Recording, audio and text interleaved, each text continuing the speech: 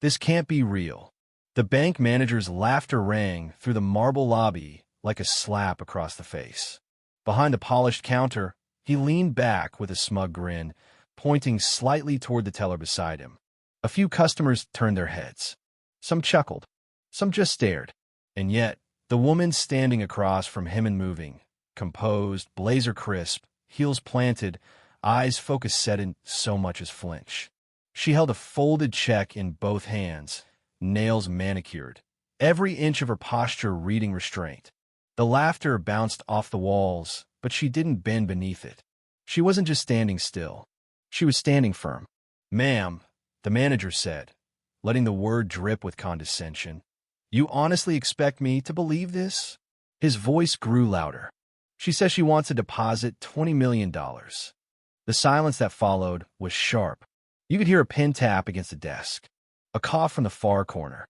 Everyone paused long enough for judgment to settle in like dust on polished furniture. She didn't answer his question. She didn't need to. "I'm asking you," she said slowly, voice calm and razor clean, "to please process the check." The bank manager, whose name tag read Philip, leaned over the counter now, his smile curdling into a sneer. "Where exactly did you get this?" "I earned it," she said without blinking. "You earned it," he echoed mockingly, dragging the phrase out like gum stuck to the bottom of his shoe. "You're saying you earned this?" A security guard shifted his stance by the door. Philip waved him off with a glance, then turned back. "You're making a mistake," the woman said under her breath. "I doubt that," he smirked. "We see this kind of scam all the time, people walking in off the street with fake checks thinking we're too dumb to catch it." She knew what he meant. It wasn't about fraud. It was about her. Her skin, her confidence, her calm. She was a disruption in his well-ordered world of assumptions. Still, she didn't move. Not even a fidget. A younger teller peeked over from behind her cubicle, clearly uncomfortable. The check now lay on the counter, its crisp edges slightly curled from how long she'd held it. "What's your name?" Philip asked, but it wasn't really a question. "You didn't ask the others," she replied coolly, "because no one else walked in here claiming they were owed a fortune." "I never said I was owed anything," she replied.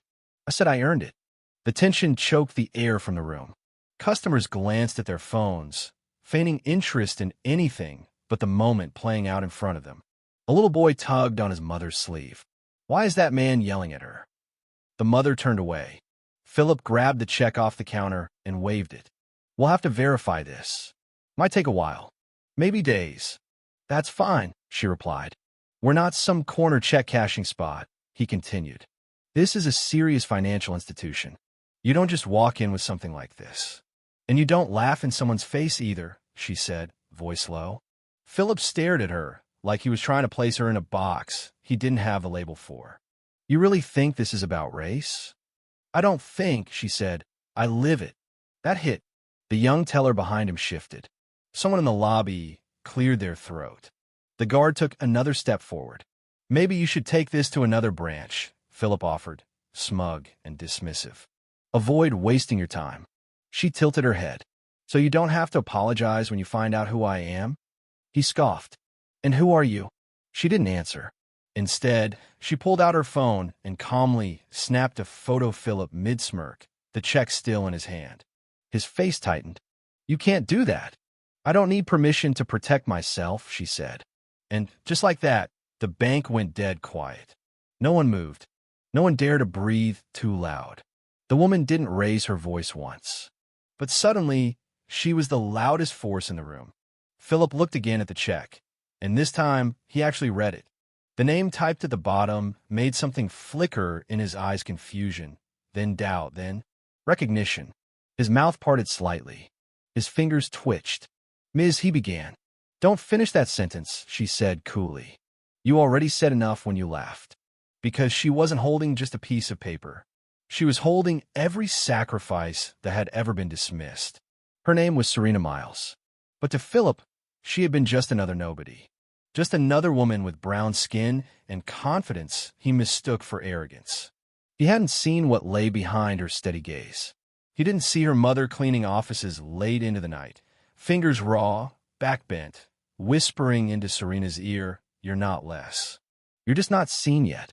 He didn't see her father, who drove a city bus in double shifts, then stayed up late to help with her math homework. He didn't see her walking to school through neighborhoods with eviction notices fluttering on doorsteps, doing homework by flashlight when the power went out. But she remembered it all. She remembered every time she was told to be grateful for opportunities others were handed. Every time she was told to speak softer, smile more, take up less space. She remembered the business school graduation where her father sat in the back in a suit 2 years old, clapping until his hands hurt. "Go build something they can't tear down," he told her. And she did. 15 years of grit. 15 years of building a tech company from the floor of a studio apartment with no heat, with borrowed Wi-Fi and a laptop missing 3 keys. She'd built it to solve real problems. She'd hired those others overlooked. She turned down shortcuts. She never begged for approval. And when the acquisition came $20 million, signed and sealed, she didn't even cry. She just remembered every time someone had said, "Be realistic."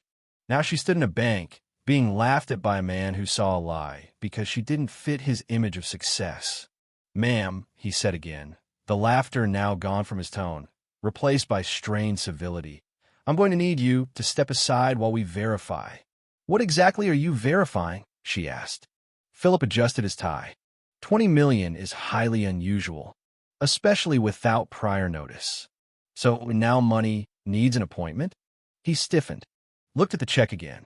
The signature of one of the largest venture firms in Silicon Valley stared back at him. But he didn't see that. He saw a black woman in a sharp suit, standing too tall, speaking too plainly. "We'll have to hold this," he said, voice louder now. "Standard fraud investigation." "You think I stole it?" she asked. He didn't answer. He didn't need to.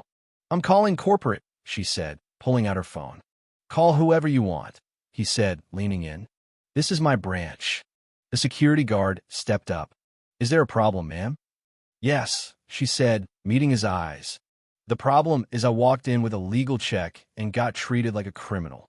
Philip threw up his hands. "She's becoming hostile." Hostile. That word cracked like a whip. The guard's hand hovered near his belt. "You think I'm dangerous?" she asked. "Because I won't let you lie." The energy shifted again. People near the windows moved. One customer quietly slid her phone onto video mode. "Escort her out," Philip snapped. "While we verify." "She hasn't done anything," the guard said, hesitating. "Want me to call the police instead?" Philip threatened. There it was. The fallback. The weapon. The phone call that always loomed. Serena didn't move. She didn't blink. "I don't need your belief," she said softly. "I earned this silence." The guard didn't touch her. He stepped aside. "You humiliated me because my skin didn't match your idea of success," she said, never raising her voice. "You called security before you called the number on the check." Her phone buzzed. She answered. "Yes, this is Serena Miles," she said.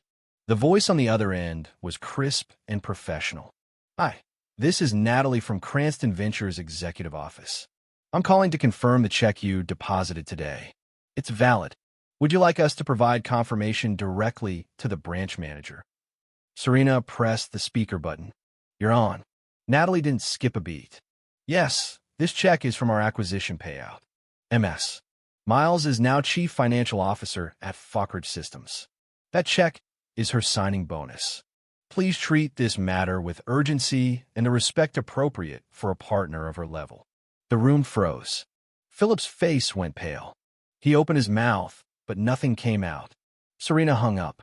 "CFO," she said quietly. "Not a typo. Not a fraud. Not a favor." She added, "That's what they think I'm worth. But you didn't even think I was worth a phone call." She reached into her briefcase and placed a card on the counter. "My legal team, in case your branch needs to prepare a formal apology." Philip didn't touch it. "You thought this was your bank?" she added, eyes narrowing. "Turns out, it's just another room where bias echoes louder than facts." She turned, walked. Sunlight met her on the other side of the glass doors like applause. The security guard gave her a respectful nod. Philip just stood there small, embarrassed, exposed. And no one said a word in his defense. Because the truth didn't need volume. It had already spoken.